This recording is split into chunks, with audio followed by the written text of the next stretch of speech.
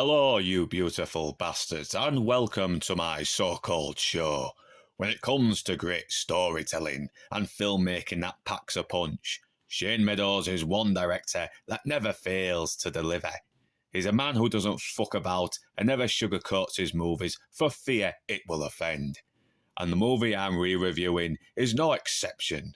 So slutty, ladies and not so gentlemen, let's go through Shane Meadows' disturbing masterpiece, Dead Man's Shoes. God will forgive them. He'll forgive them and allow them into heaven. I can't live with that. Released in October 2004, Dead Man's Shoes tells the tale of Richard, played by the always great Paddy Considine, a former soldier who has returned to his hometown in Matlock, Derbyshire, to exact revenge on the gang of drug dealers who years ago bullied and tortured his mentally challenged brother Anthony, played by Toby Kebbell. At first it starts off small, with intimidation.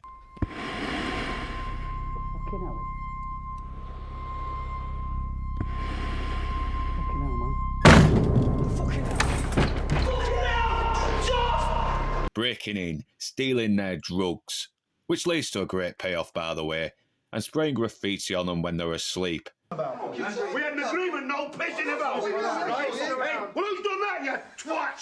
Hey, what's so bloody funny, eh? It's not just that. 500 quid it'll cost you, twat. 500 quid.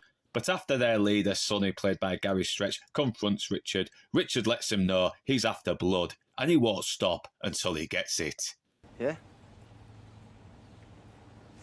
You know the lads had this ridiculous idea that... Yeah, it was me. Oh, it was? Thought so. You're not afraid of me, are you? You're making me very nervous, Richard. Well, you should be.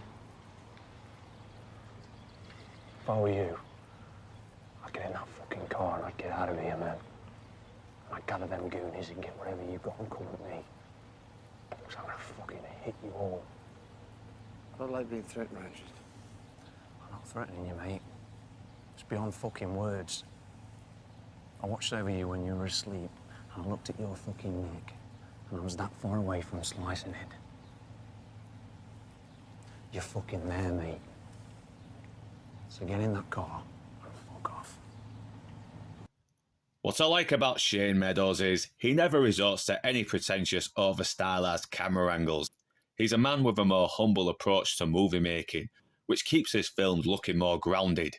The shots of the Derbyshire countryside are grimly beautiful. That is until we get to one of the more rural areas, and it's here we see this once nice town has become a desolate wasteland, a breeding ground for crime. The scenes of Anthony being bullied and tortured, with the intense performances and black and white grainy footage, is still disturbing to watch even to this day. Even after multiple viewings, seeing this kind-hearted, simple kid being treated so cruelly still breaks my heart to watch.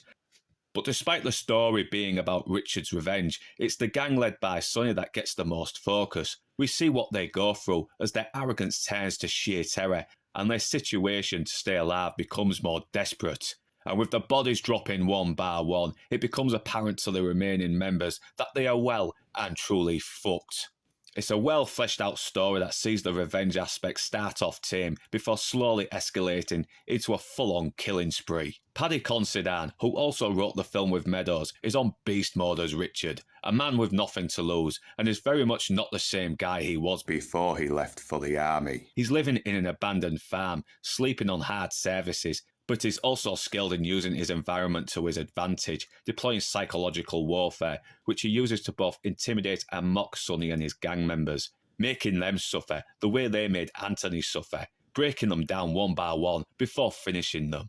Tony Kebbell thankfully doesn't go full simple Jack as mentally disabled Anthony. He plays the role with just enough innocence to make you sympathise with him.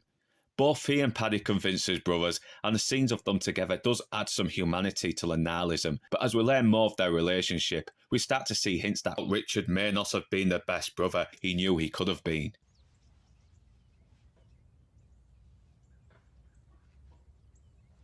Do you remember when you came to our school and did that run, Richard?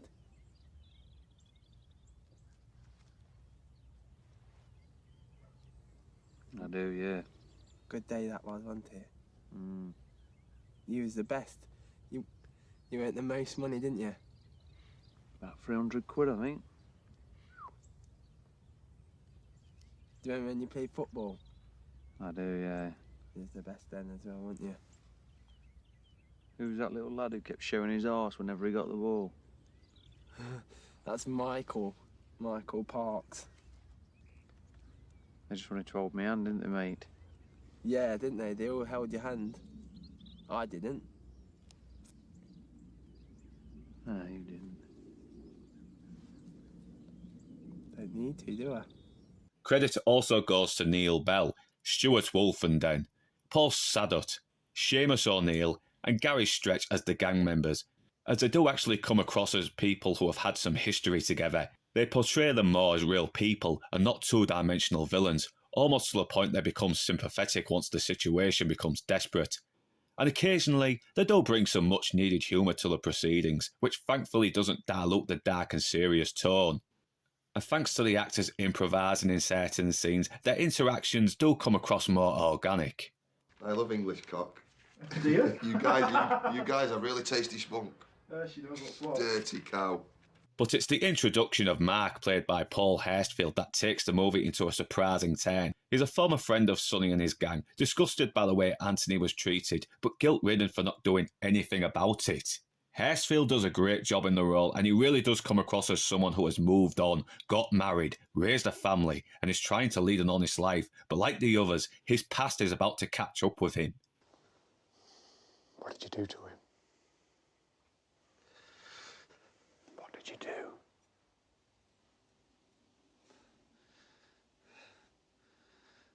I said you.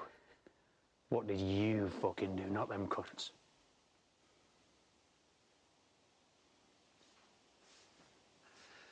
Didn't stop it.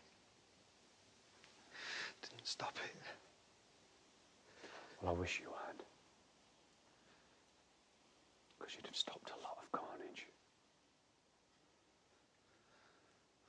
Also, I can't leave out Jo Hartley as Mark's wife Marie, who brings a real maternal warmth to her character, despite her limited screen time.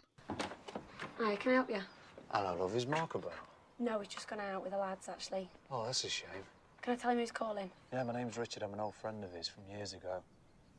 Was you in the park this morning? Yeah. Did you meet my lads? I did. Absolutely brilliant lads. Yeah, Crackers. they said. They are crackers, yeah. They've been shouted at today.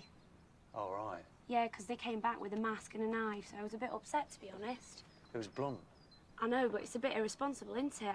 I was really worried. You're a good mother. Yeah. Yeah, I am a good mother. Good woman.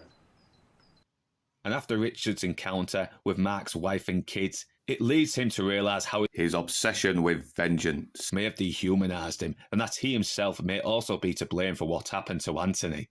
If you're a gore fan who likes his revenge flicks bloody, then you might be disappointed. While the killers aren't full-on gory, they still manage to be disturbing. Overall, this is a disturbing, hard-hitting, but an honest rogue-ripping revenge drama that holds a mirror to broken Britain, with harrowing moments that will stay with you long after your first viewing. And even better, it's on YouTube for free, so if you've not seen it yet, then do click the link in the description, but do it quick before YouTube takes it down. And whether you beautiful bastards are Northern, English or not, thanks for watching, and do remember to like, subscribe and comment. But right now, that's me done, and I'm off to the pub.